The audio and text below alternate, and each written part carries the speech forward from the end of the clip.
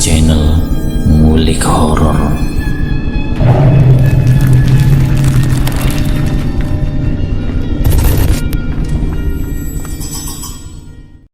Assalamualaikum warahmatullahi wabarakatuh. Kembali lagi di channel Ngulik Horor. Channel ini menceritakan tentang kisah-kisah misteri. Pada kesempatan kali ini saya akan membawakan kisah misteri yang diambil dari @ras140217. Kalian juga dapat mengunjungi tweet beliau langsung ya. Nanti link saya akan sediakan di kolom deskripsinya. Oh iya, di dalam cerita ini nama dan tempatnya disamarkan semua ya, untuk menjaga privasi pihak yang terlibat di dalamnya. Yuk daripada kita lama-lama, langsung saja kita simak ceritanya. Bismillahirrahmanirrahim. Kali ini saya akan membawakan kisah misteri yang berjudul Jalan Pintas. Kutumbalkan orang-orang terkasih demi hidup berkelimpangan harta. Harta tata adalah segalanya. Seperti apa kisahnya? Mari kita masuk ke dalam ceritanya.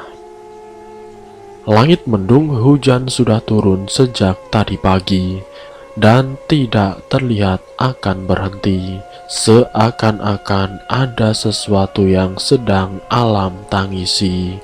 Begitulah yang terlintas di dalam benak wanita tersebut. Wanita penjual gado-gado itu berdiri di depan pintu warungnya yang sudah tutup sebagian. Wajahnya nampak resah sembari menatap hujan yang semakin lebat. Saat tangannya yang gemetaran itu akan meraih handphonenya, suara seseorang mengejutkan wanita tersebut. "Kapan kau akan bayar hutang-hutang suamimu?" ujar suara itu menggelegar. Wajah lelaki berpakaian preman itu nampak sangar, tapi juga bernafsu menatap kemolekan tubuh wanita penjual gado-gado tersebut. "Kenapa kau datang selarut ini?" tanya si wanita dengan nada yang gugup. Ia takut kejadian beberapa waktu lalu kembali terulang di malam itu, di mana waktu itu ia dipaksa untuk melayani lelaki penagih hutang tersebut di dalam warungnya sebagai ganti bayar hutang-hutang suaminya yang kabur dengan perempuan lain. "Kenapa kau bertanya seolah-olah kau sudah terbebas dari beban hutang suami keparatmu itu? Kau kira aku akan merelakan uang-uangku begitu saja?" ancam laki-laki itu. "Maafkan aku, tapi untuk saat ini aku masih belum punya uang. Ibuku sakit keras, anak sulungku butuh uang untuk biaya sekolahnya. Tolong beri aku waktu lagi. Dan bukannya waktu itu aku sudah..." Perkataan si wanita terpotong karena gebrakan meja oleh si lelaki penagih hutang. "Kau kira itu cukup untuk membayar semua hutang suamimu? Kalau kau masih perawan, mungkin aku masih bisa memberikan keringanan untuk hutang-hutangmu. Tapi kau, maafkan aku akan segera melunasi hutang-hutang itu. Tapi tolong, beri aku waktu 3 hari lagi." Isaknya mulai memelas pada si lelaki tersebut. Si lelaki itu mencengkram bahu si wanita, namun beberapa saat kemudian ia melepaskan cengkramannya dan kemudian berlalu pergi meninggalkan warung gado-gado tersebut. Helaan nafas lega terdengar di sela-sela deras hujan. Ia merasa lega karena si lelaki itu tidak melakukan apapun lagi kepadanya. Kita kembali dulu ke beberapa bulan sebelumnya. Pada saat itu ia masih berstatus istri dari seorang laki-laki bernama Kasim. Laki-laki brengsek yang dengan tega mengkhianati pernikahan mereka dan berselingkuh dengan seorang gadis yang merupakan adik dari si wanita, istri sahnya Kasim. Kita panggil saja nama istri sahnya itu adalah Lina dan adiknya bernama Wina. Tidak hanya sampai di situ, setelah perselingkuhan mereka ketahuan, Kasim malah kabur bersama Wina. Dan Kasim meninggalkan hutang puluhan juta kepada seorang pria lintah darat yang akhirnya mengharuskan Lina untuk membayar hutang-hutang tersebut. Meski ia mengatakan bahwa dia sudah tidak berhubungan lagi dengan si Kasim, tapi yang namanya lintah darat tentu tidak akan percaya semudah itu. Lina tetap dipaksa untuk membayar hutang, atau kalau tidak, dia dan anak-anaknya akan selalu ditakut-takuti dengan berbagai macam ancaman dan teror. Karena malu dan juga rasa takutnya akan keselamatan anak-anak juga ibunya, Lina tidak pernah menceritakan pelecehan dan ancaman-ancaman dari lintah darat tersebut kepada siapapun, apalagi kepada polisi. Ia mencoba menjalani pahitnya nasib dengan selalu bersikap ramah dan murah senyum kepada orang-orang di sekelilingnya. Ia terlalu sempurna untuk menutupi kesedihannya, sehingga tidak seorang pun curiga dengan senyum yang selalu terpancar di wajahnya. Kita kembali lagi ke masa yang sekarang. Buru-buru ia menutup pintu warungnya, lalu berjalan pulang di tengah derasnya hujan tanpa payung dan pelindung. Sesekali ia berlari dan berteduh di bawah pohon untuk mengurangi rasa dingin di tubuhnya yang terasa hampir membuatnya pingsan. Buah! Langkahnya terhenti ketika ia terjatuh di aspal setelah tanpa sengaja menabrak seseorang. "Kau tidak apa-apa?" tanya suara itu lembut. Rupanya yang baru saja ia tabrak adalah seorang wanita yang sangat cantik, dengan pakaian yang sangat indah dan terlihat elegan. Wanita itu memegang payung berwarna hitam untuk melindungi tubuhnya dari hujan. "Kau tidak apa-apa?" ulangnya bertanya sembari mengeluarkan tangan kepada Lina. "Aku baik-baik saja. Maafkan aku sudah membuatmu basah," ucap Lina seraya bangun. "Tidak apa kok, hanya basah sedikit saja. Tapi kenapa kau hujan-hujanan seperti ini? Malam-malam kau mau kemana di tengah derasnya hujan begini?" tanya balik wanita itu. Aku mau pulang ke rumah," jawab Lina dengan bibir yang gemetar karena kedinginan. "Mari ikut bersamaku. Mobilku ada di sebelah sana. Biar aku antar kau pulang," ajak si wanita cantik yang tanpa ragu langsung merangkul tubuh Lina yang sudah basah kuyup itu. Tidak beberapa lama mereka berjalan, akhirnya tiba di dekat sebuah mobil berwarna hitam yang terparkir di pinggir jalan tersebut. Payung hitam yang dibawa si wanita diletakkan di bagian belakang kursi. "Rumah kamu di mana?" tanyanya setelah mesin mobil itu menyala. Setelah mengatakan dan menunjukkan arah ke rumahnya, Lina lantas mulai bertanya kepada si wanita tersebut. "Maaf kalau aku jadi merepotkanmu. Kalau boleh tahu, kau dari mana dan mau kemana?" tanya Lina keheranan. Si wanita itu nampak tersenyum mendengar pertanyaan Lina yang terdengar sangat penasaran itu. "Aku dari rumah salah satu kerabatku, dan saat aku pulang malah kehujanan begini. Kenalin, namaku Helmiati, atau panggil saja Mia. Kalau namamu siapa?" "Aku Lina." "Oh ya, sepertinya kau baru pernah kemari ya?" tanya Lina. "Sebenarnya sudah 2 kali ini, tapi aku selalu lupa jalan ke rumah kerabatku itu. Makanya aku selalu parkir mobil di sembarang tempat," jawabnya terdengar tidak masuk akal. Sepanjang perjalanan, Mia selalu mengajak Lina untuk mengobrol ke sana kemari. Dan saat mereka tiba di jalan sempit yang mengarah ke rumah Lina, Mia juga ikut turun dari mobil dan berjalan di belakang Lina. Kau selalu pulang setiap malam? Tanya Mia. Tidak selalu, biasanya warung gado-gadoku tutup sore. Tapi karena hujan, aku terpaksa berteduh dulu di warungku, menunggu hujan reda, jawab Lina.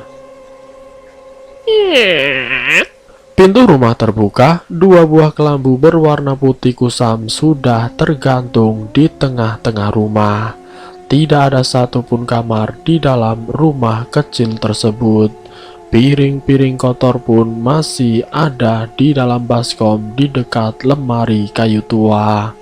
Namun anehnya, meski keadaan rumah Lina yang berantakan seperti itu, Mia tidak sedikit pun menunjukkan rasa risih dan jijik. Ia duduk di dekat kelambu sambil mengusap-ngusap rambutnya yang sedikit basah. Setelah Lina mengganti pakaiannya, ia langsung membuatkan teh hangat untuk Mia. "Siapa itu, Lin?" tanya suara yang terdengar lirih dari dalam kelambu. "Temanku, Mah. Dia mengantarku pulang," jawab Lina. "Saya Mia, Cil, teman barunya Lina," ujar Mia memperkenalkan dirinya. "Yakin mau pulang? Malam sudah larut loh.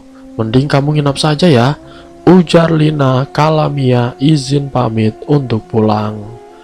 "Iya, soalnya aku belum izin sama orang rumah. Kapan-kapan nanti aku main kesini lagi ya, Lin," kata Mia. Lina pun tersenyum sembari mengangguk. Mia berjalan menjauh dari rumah Lina. Sesekali kilat menyambar dan Lina melihat sesuatu yang aneh di bagian punggung wanita itu. Membuat Lina buru-buru menutup pintu dan masuk ke dalam kelambunya.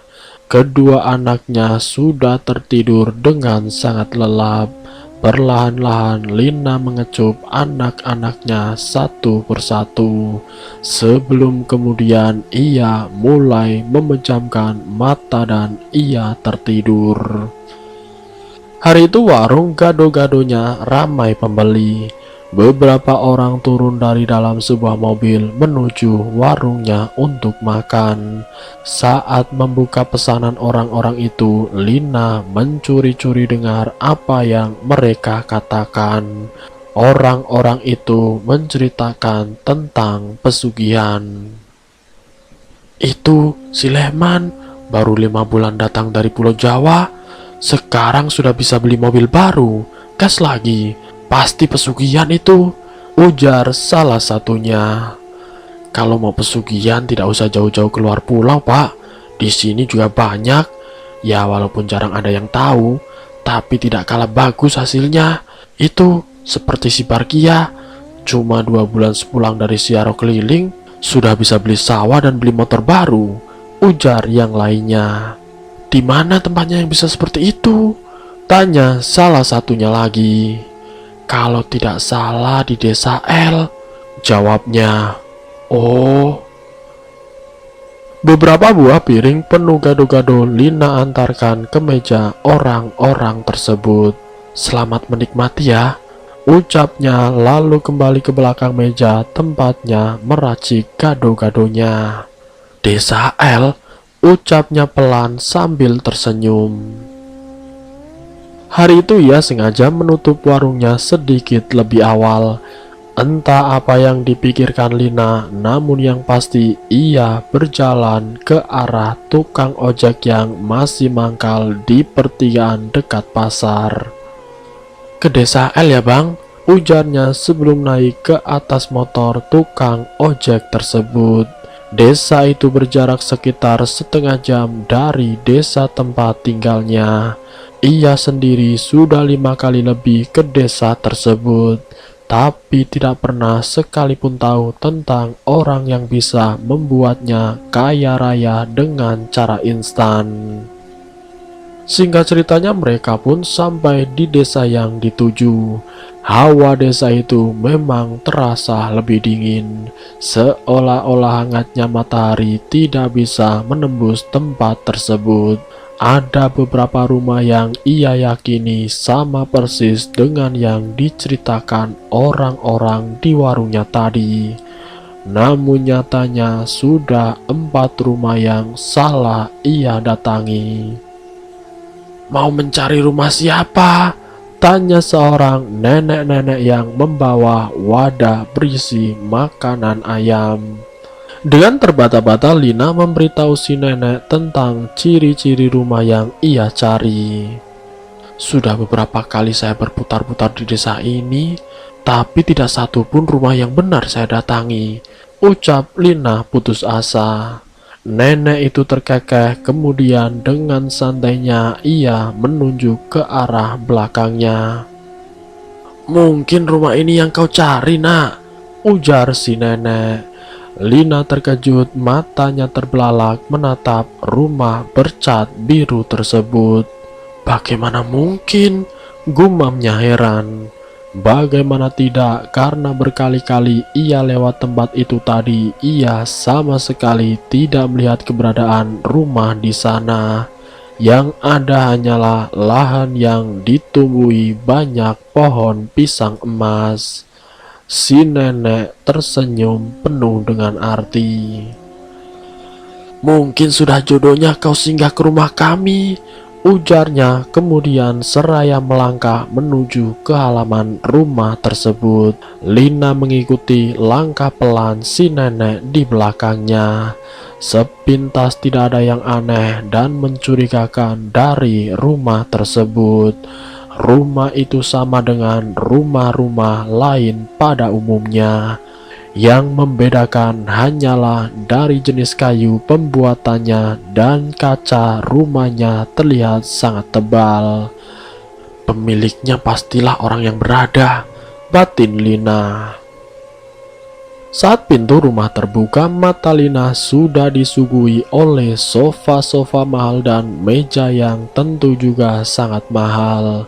Di atas meja kecil itu diletakkan beberapa toples cemilan seperti kue kering, kacang kerupuk, dan gula-gula. Rumah itu keseluruhannya terbuat dari kayu ulin atau tabelin, kayu paling mahal dan kualitasnya sangat bagus.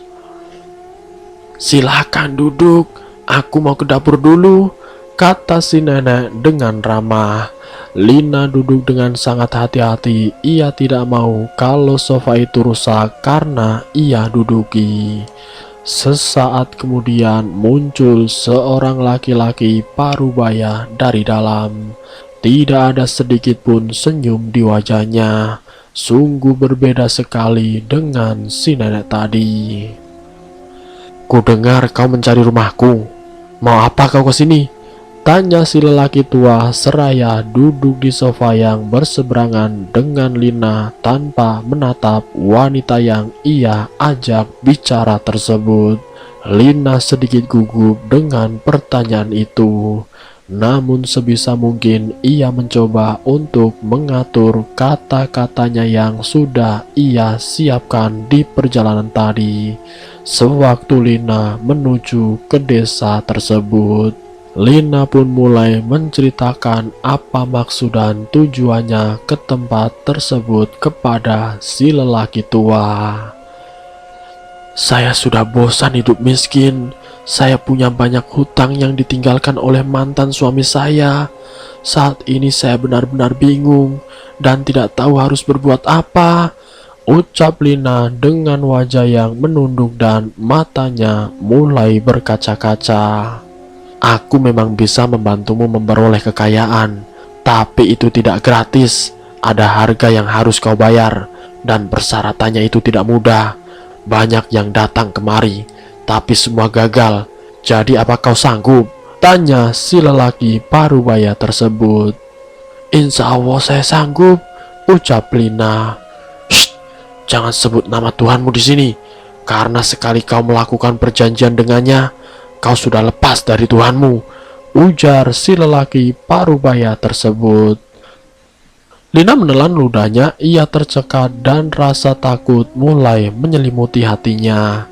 Namun ketika ia teringat akan hutang-hutang dan keadaannya, Lina lantas tidak berpikir panjang dan kemudian menyetujui syarat-syarat tersebut. Terkadang kesulitan ekonomi membuat orang-orang buta akan dosa dan memilih cara yang instan untuk menjadi kaya raya dengan pesugihan yang melibatkannya dalam perjanjian iblis. Baiklah, yang pertama harus kau lakukan adalah bawakan aku gunting kecil yang terbuat dari emas. Bawa kemari dalam waktu 7 hari, ujar si lelaki parubaya membuat Lina ternganga. Bagaimana mungkin ia bisa membeli gunting emas dalam waktu 7 hari, sementara keuangannya jelas-jelas tidak mencukupi. Terus bagaimana caranya saya mendapatkan itu? Keluh Lina. Kalau kau bersungguh-sungguh, pasti akan ada jalannya. Carilah dan temukan kesungguhanmu, ucapnya seraya berdiri dan meninggalkan Lina masuk ke dalam. Dan bersambung, apakah Lina dapat menyanggupi syarat-syarat tersebut? Nanti saya akan lanjutkan ke bagian yang berikutnya. Jadi untuk kalian tetap stay di channel ini. Wassalamualaikum warahmatullahi wabarakatuh.